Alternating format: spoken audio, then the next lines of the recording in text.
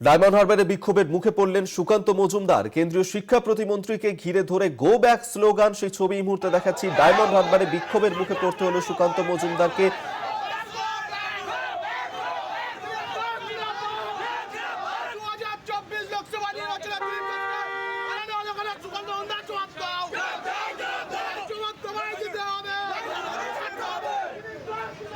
সেই ছবি এই মুহূর্তে দেখাচ্ছি, যেখানে গো ব্যাক স্লোগান দেওয়া হচ্ছে। সুকান্ত মজুমদারের গাড়ি ঘিরে বিক্ষোভ দেখানো হলো ডায়মন্ড হারবারে।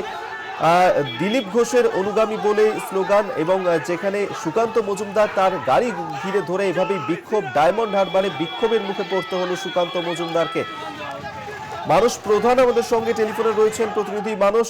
সুকান্ত মজুমদারের গাড়ি ধরে যারা বিক্ষোভ দেখালেন, গো ব্যাক স্লোগান দিলেন সুকান্ত মজুমদারকে, কারা এরা?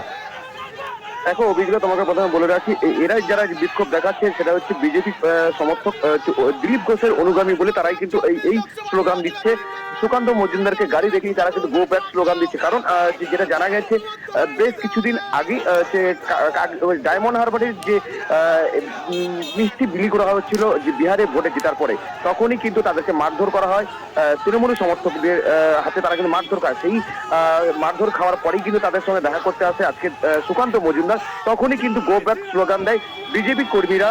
যে দিলীপ ঘোষের অনুগামী তারা বলেছে যেটাই হচ্ছে গো ব্যাক স্লোগান দিচ্ছে সুকান্ত মজুমদারকে। তবে তাদের একটাই যেটা জানাচ্ছে যে এই যে তৃণমূল বা বিজেপি উপরে যে সমস্ত নেতৃত্ব, তারা কিন্তু তৃণমূল ও বিজেপির সঙ্গে একদম সম্পর্ক ভালো রয়েছে।